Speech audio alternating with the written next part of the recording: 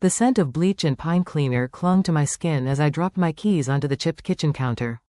It was almost midnight. My back ached, my hands were raw, and all I wanted was a hot shower and 6 hours of uninterrupted sleep before doing it all over again. This was the life my family thought I never escaped from. The paycheck to paycheck housekeeper, always on the edge of burnout. To them I was the failure, the one who never amounted to anything. And for years I let them believe it. I played the role they cast me in. Quiet, invisible, struggling. What they didn't know was that every mop I pushed, every toilet I scrubbed, was part of something much bigger. Something they could never have imagined. The flickering light on my answering machine blinked. 3 new messages. I pressed play and listened as the usual voices filled the silence. "Hey, Mandy," my sister Lisa chirped, sugar-coated and fake. "Just wanted to remind you that Dad's birthday dinner is this Saturday. Don't forget. It's at 6, not 7 like last year. Try not to be late this time, okay?" Message 2. "Man, it's Mom. We're ordering from that nice steak place for the dinner, so maybe eat before you come. I know it's probably not in your budget, sweetie." Message 3. My father's gruff voice. "Don't bring one of your weird thrift store gifts. Just show up, say happy birthday and don't embarrass anyone." I stood there in silence, the sting of their words sharper than I wanted to admit. They thought they were being helpful. Merciful even. But every word carried a judgment, a reminder of where they thought I stood in life, beneath them. Barely hanging on. They didn't know about the 4 companies I silently owned, or the fact that I had made my first million 5 years ago, or that just last week Forbes had contacted me for an exclusive feature. The hidden mogul who built an empire from the shadows. I hadn't responded yet, not because I was hesitant, but because I was finally ready. And it all started 10 years ago. At that same dinner table where Dad would later say, "Pathetic girl still cleaning other people's houses." 10 years ago I was 23, fresh out of a toxic relationship, broke and desperate. I dropped out of college to care for my grandmother who had practically raised me. No one else in the family stepped up. They were too busy climbing their shiny ladders, finance, law, marketing, respectable careers. When Grandma passed I was alone. No savings, no degree, and absolutely no direction. I took the only job I could get. Cleaning houses. It started as a temporary thing, a way to pay rent. But one day I cleaned for a woman named Evelyn Kane. She was kind, old money kind, and she saw something in me no one else ever did. "You're sharp," she said one day while I organized her chaotic filing system in less than an hour. "Why waste your brain on scrubbing floors?" I told her I didn't have the luxury of dreaming big. She laughed softly and handed me a book. The Lean Startup. I read it cover to cover that night. Then I read 5 more just like it. Something changed in me. I started waking up an hour earlier to read. I listened to podcasts while I cleaned. I paid attention to how successful people lived, what they outsourced, how they organized their lives. And slowly a thought began to form. What if I created a business that did more than clean homes? What if I reimagined home services as something high-end, streamlined, tech-driven, designed for the exact people I was working for? So I did. I saved every extra dollar I could. I slept on a mattress on the floor in a shared apartment. I ate rice and eggs for months. And after a year of working 14-hour days, I launched Clarity Living, an elite home management company that offered everything from cleaning to concierge services, staffed by vetted professionals trained in discretion, organization and luxury standards.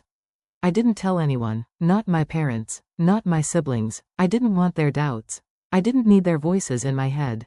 I just worked. I signed my first client 6 weeks later, a tech investor in Beverly Hills. He referred me to 4 more. By year 2 I had a team of 12. Year 3 we expanded to New York. Year 5 I was clearing $10 million a year. But at family dinners, I still let Lisa brag about her advertising job. Still let Mom slip me coupons and Dad shake his head whenever I mentioned entrepreneur stuff. They thought I was weak. That I had given up. But I was building something far bigger than any of them imagined. And now, with the Forbes article set to air on live TV this Sunday, the same day as Dad's birthday dinner, the truth was about to crash down on them like a tidal wave. They wouldn't see it coming. And I wouldn't say a word until they saw my face on the screen. With the words Billionaire Housekeeper turned CEO right below it. The parking lot of the upscale Italian restaurant was already packed when I pulled in behind a sleek black Range Rover. I sat in my car for a moment, hands resting on the steering wheel, watching the valet shuffle back and forth under the soft glow of golden string lights. Technically, I didn't have to be here. I could have skipped the dinner entirely and let the Sunday morning news do the talking. But a part of me wanted to see their faces when it all unfolded. Wanted to remember every smirk inside eye so the moment of truth would land exactly the way it needed to. And besides, it was the last time they'd ever look at me like I was less. I stepped out of my car. A modest, older sedan I'd kept for appearances. No one would suspect the woman behind the wheel had a collection of luxury vehicles tucked away in a private garage across the city. I handed the keys to the valet with a nod and walked into the restaurant. Mandy. Lisa's voice rang out like a chime dipped in fake sweetness. She stood up to greet me, arms open wide. You're on time. I'm shocked. I forced a smile. Happy birthday, Dad. He barely looked up from the menu. You look tired. Long day of cleaning. And there it was. The jab. The line he'd been itching to throw the moment I walked in. He didn't even bother to hide the smirk. I felt the heat rise in my chest but smiled instead. You could say that. Mom leaned in to pat my hand. We're just glad you could make it. We know your job keeps you busy. Busy? That's what she called overseeing 3 regional managers and negotiating contracts with luxury developers across 2 continents. But sure, busy. As the server came to take our orders, Lisa launched into another one of her monologues about her big pitch to a new client. Something about a tech brand and influencer outreach? She tossed her hair like it was a movie scene. So, she said, turning to me, how's the cleaning business? I took a sip of my water. It's growing. Dad snorted into his whiskey. Must be nice not having to think. Just clean and go, simple life. There was a time when that would have broken me. When I would have gone home and cried into a pillow, wondering if I'd made a mistake by staying quiet. But not tonight. Tonight, I smiled and nodded. Simple, yes, but effective. The waiter returned with wine and appetizers, and the conversation shifted toward Olivia's new promotion at her marketing firm, and Marcus's move into a bigger house. I listened patiently as they patted themselves on the back, making sure to throw an occasional pitying glance my way. It was almost theatrical. Then Lisa reached into her bag and pulled out her phone. Did you guys see what's airing tomorrow on the Forbes Sunday Spotlight? She said, scrolling. Apparently they're doing this huge profile on some self-made billionaire. A woman, too. Former housekeeper of all things. Can you believe that? I nearly choked on my drink. What's her name? I asked casually. She tilted the screen. Mandy Reese. The table fell quiet for a beat. My mother blinked. Mandy Reese? Wait, Marcus said slowly. Isn't that? Same first name, probably a coincidence. Dad interrupted, waving a hand dismissively.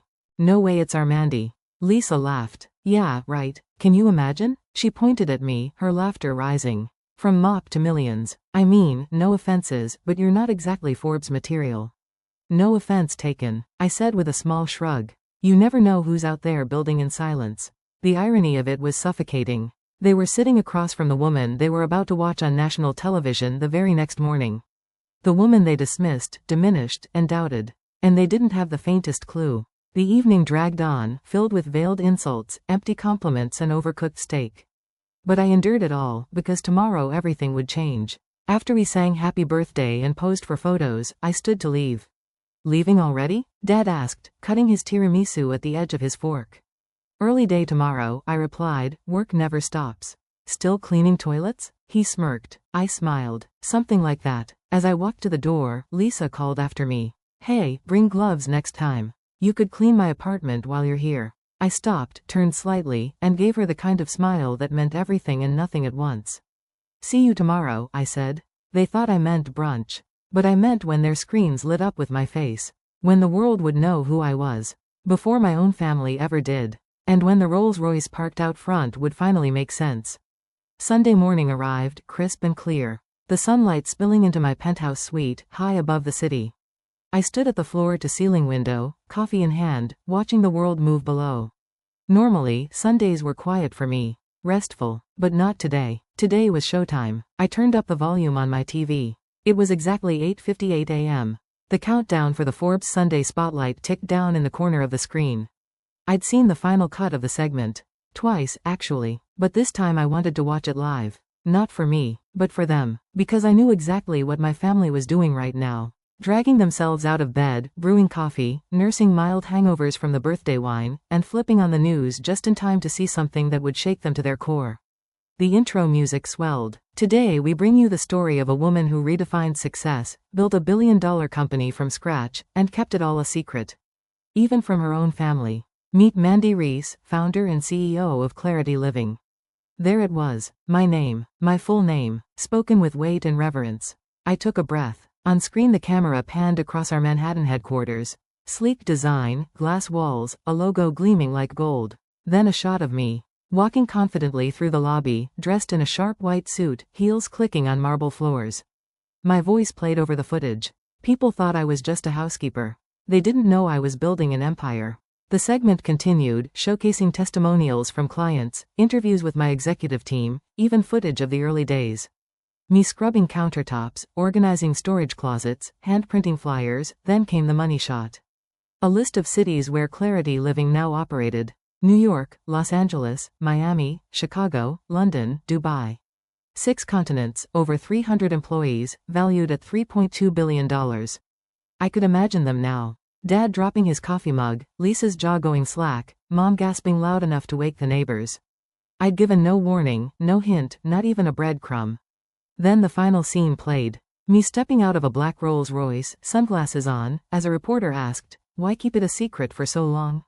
I turned to the camera and smiled. Because success doesn't need validation. And sometimes the sweetest part of the journey is watching the ones who doubted you realize they never really knew you at all. Fade to black. I didn't even have to wait 5 minutes. My phone exploded. Calls, texts, emails, voicemails, social media tags. And then the group chat started lighting up. "Mom, Mandy, we just saw the news. Is this true? Lisa, wait, what? This is you? Why didn't you tell us? Marcus, holy. Mandy, you're on Forbes. How long has this been going on? We need to talk." Now I stared at the screen, letting the messages pile up. My coffee had gone cold, but I didn't care. I walked to the garage, phone still buzzing in my hand. My real car, a 2024 Rolls-Royce Ghost, gleamed beneath the overhead lights. I slid into the driver's seat and started the engine. They had questions. Of course they did, but I had answers. And today they weren't going to hear them over text or in some awkward phone call. They were going to see them, feel them. Because today I was going to visit the same people who had laughed at me just hours ago. This time in a car they used to dream about. Wearing clothes from designers they couldn't pronounce. And walking in, not as their family embarrassment, but as the very woman the entire world was suddenly talking about. As I drove through the suburbs toward my parents' house, I thought about the years I'd spent holding back. Every family dinner, every smug comment, every time I bit my tongue instead of revealing the truth. I didn't regret the silence. The anonymity gave me clarity. Space to grow. But now? Now it was time to speak with presence. I turned onto their street. The same tree-lined cul-de-sac I once left behind with a duffel bag and no plan. Kids played in front yards, neighbors watered lawns. I imagined the chatter that would spread once they saw the Rolls-Royce pull up. I parked in front of the house, took a breath, and stepped out into the sunlight.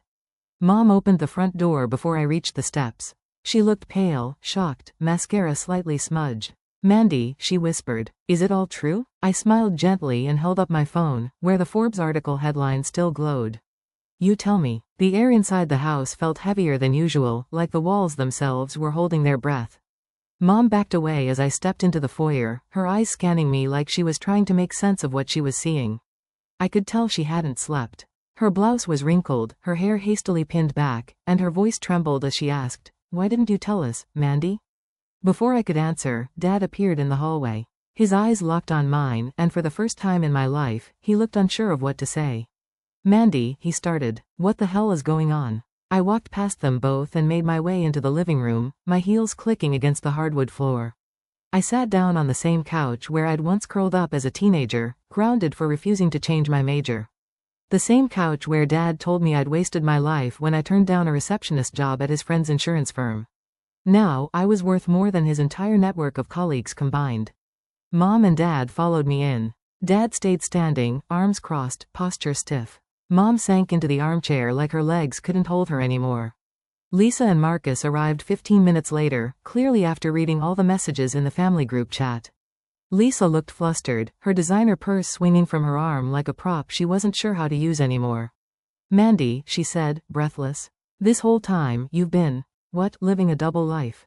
Marcus sat down across from me and blinked. "I googled you. Mandy Reese, it's all real. You're Clarity Living." I nodded calmly. "Yes, I am. But you let us think you were struggling." Lisa said, "You let us believe you were broke." "No," I corrected her. "You chose to believe it. I never told you I was broke. I just didn't correct you when you assumed I was.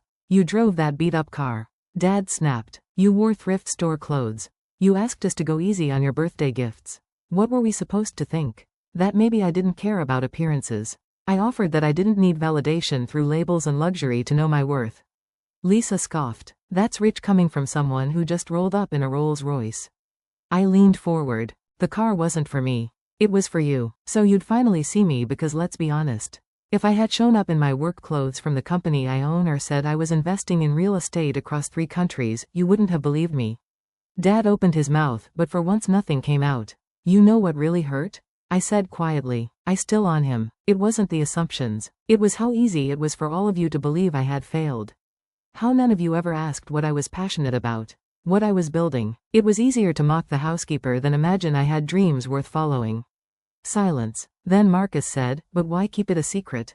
Why not tell us? We're your family. I turned to him slowly. Remember when Grandma got sick? I dropped out of school to take care of her. You all told me it was irresponsible that I was throwing away my future. But I didn't care. I owed her everything. She believed in me when no one else did. And when she passed I had nothing. Not one of you offered help. Not a place to stay. Not even a word of encouragement.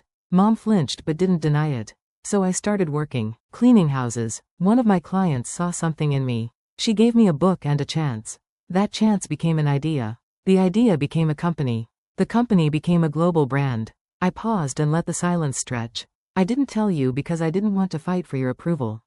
I wanted to build something for myself. And now that I have, now that the world knows, I wanted you to see it. Not hear about it, see it. Lisa shifted in her seat.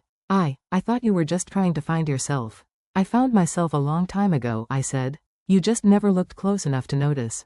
Dad finally sat down looking strangely small. So what now? You just rub it in our faces? No, Dad, I said, my voice steady. I'm not here to humiliate anyone. I'm here because for once I want you to really know who I am.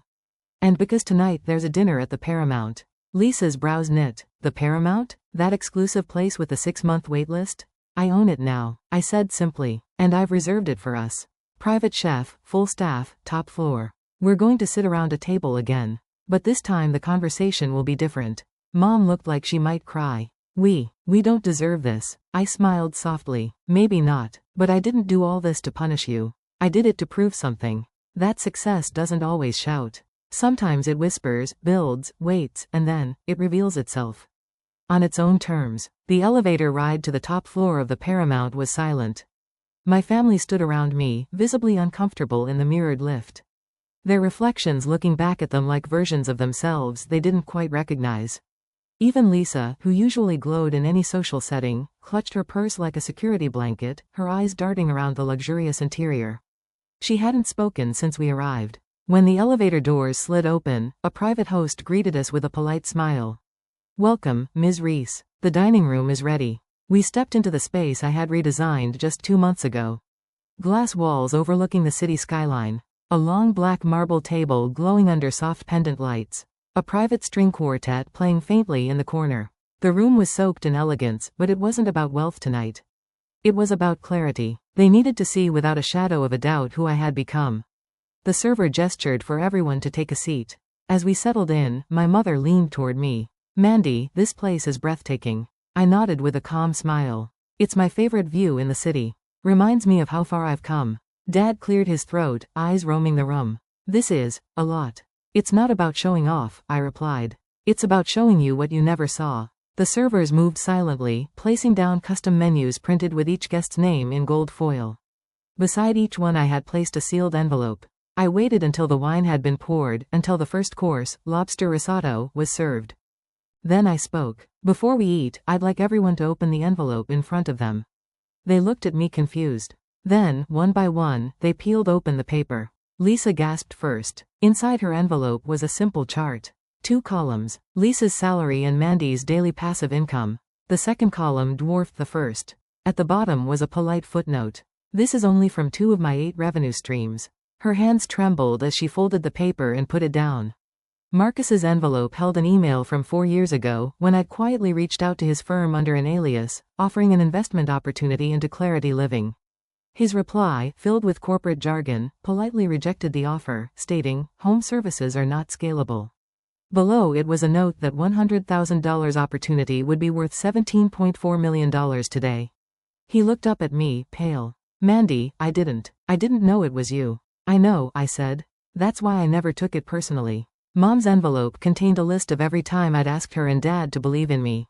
To support an idea. To attend a gallery showing when I was cleaning to support my art. To co-sign a small loan for startup capital. All declined. Attached was a photo of my first office space. Modest, tiny, and completely self-funded. Her eyes filled with tears. Dad's envelope was the thinnest. Just a single sheet of paper. A screenshot of the Forbes front page. He stared at it for a long time. His jaw tight. Then he spoke. Voice lower than usual. I was wrong, he said. I thought I knew everything, but I didn't know my own daughter. I met his eyes. You saw what you wanted to see, Dad. A girl who didn't follow your rules. So instead of asking why, you assumed I was lost. He nodded slowly, and for the first time in my adult life, my father looked genuinely remorseful. Dinner passed with an unfamiliar quietness. No bragging, no lectures, just reflection. After dessert, chocolate soufflé with a raspberry drizzle, I stood and walked to the large screen behind the table. I want to show you one last thing, I said. The lights dimmed as a presentation began to play. Photos from my journey. Me cleaning homes. Me sleeping on the floor with books stacked around me. The tiny office where Clarity Living was born. My first company retreat. My first Forbes cover. My first apartment with central heat. Each image was matched with a headline. Some from the press, some from old emails and texts from my family. You're wasting your life. Maybe try a community college next semester. Mandy needs to get real. Then the final frame appeared. A photo of me at age 23, smiling with my grandmother in our old kitchen side by side. Below it, she believed in me when no one else did. I turned back to them. This wasn't about revenge, it was about truth. I'm not angry anymore. I don't need apologies, but I do need you to stop pretending I was ever less than. No one spoke for a long time. Then my mother stood and walked to me, tears silently streaming down her face. I'm sorry, she whispered. Not just for not seeing you, but for not looking in the first place. I hugged her tightly. Thank you, that's all I ever wanted. As the music swelled and the city sparkled behind us, I realized this wasn't just a dinner. It was a reckoning, and maybe the beginning of something new. A week had passed since the dinner at the Paramount and the world hadn't stopped talking. Articles were still going viral. My inbox was overflowing with partnership requests, offers to write a memoir, podcast invites, investment proposals. I'd been named one of Forbes' most influential women of the year and was now booked for a keynote speech at a global innovation summit. But the spotlight wasn't what kept me awake at night. It was the stillness, the silence after the storm, the strange quiet that follows a lifetime of noise, of proving, of chasing something just to show others you could, and then realizing you've already arrived. I sat on the terrace of my brownstone, the one my family didn't know about. It was simpler than the penthouse. Quieter. Ivy on the walls, an old stone fountain bubbling gently nearby. My dog, a gentle old rescue named Luna, lay curled beside me. She didn't care about net worths or business empires. Just that I was home. The phone buzzed beside me. It was a text from Dad. Saw your TED Talk. You were incredible. Wish I'd listened to you sooner. Proud of you, Mandy. Truly. I stared at the message for a while, unsure how to respond. It didn't erase everything. The years of condescension, the disregard. But it was something. A start. A bridge being built, tentatively, but intentionally. A notification popped up. Forbes interview live in 20 minutes. I glanced at the clock. Just enough time. I walked inside and changed into a simple blouse and jeans. No stylists. No prep team. No designer heels. Just me. Because after everything, I'd finally earned the right to be fully myself. On camera or off. I joined the virtual call and the host greeted me with a grin.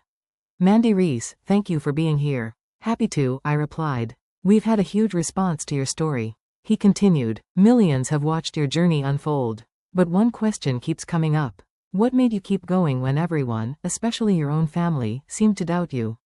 I thought for a second, then smiled. You don't need everyone to believe in you. Just one person. And sometimes that one person has to be you. He nodded. And if you could go back, say something to your younger self in that tiny apartment, cleaning houses. What would you tell her? I felt a lump rise in my throat. I'd tell her that it's okay to feel invisible. That sometimes invisibility is a gift. It lets you build without pressure, grow without judgment, and rise without interference.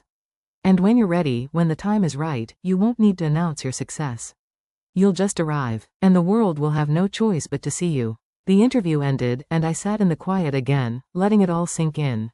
That afternoon I drove to the cemetery. I hadn't been in a while. The sun filtered through the trees as I stood in front of my grandmother's grave. I brushed a few fallen leaves off the headstone and placed fresh tulips in the vase beside it. Her favorite. "Hi, Grandma," I said softly. "You were right. About everything." I pulled the original flyer for Clarity Living from my purse. The one I printed 10 years ago at a 24-hour copy shop, shaking with doubt and hope in equal measure. I placed it gently against the stone and whispered, "We made it." That night, back in the penthouse, I hosted a small dinner. Not for investors, not for press. Just friends. People who'd believed in me when I had nothing to offer but drive. My first employee. My best friend from college. Evelyn Kane, the woman who gave me the lean startup and saw a spark in the cleaning girl others overlooked. We laughed, shared wine, talked about the future. And for the first time, I didn't feel like I had anything to prove. Later, as I looked out over the glittering skyline, my phone buzzed again. A new message in the family group chat. "Mom, next Sunday is our turn. Family dinner's at our place. You don't have to bring anything. Just you. And if it's okay, maybe you could tell us more about what you're building. We want to learn." Finally, I smiled. There was no victory parade. No explosion of confetti. Just quiet understanding. And a slow, steady unraveling of the old story they had written about me. Because I hadn't just changed my life. I had rewritten the narrative. From pathetic housekeeper to self-made mogul. From invisible daughter to unignorable force. And maybe, just maybe, the most powerful kind of revenge is simply becoming everything they said you couldn't be.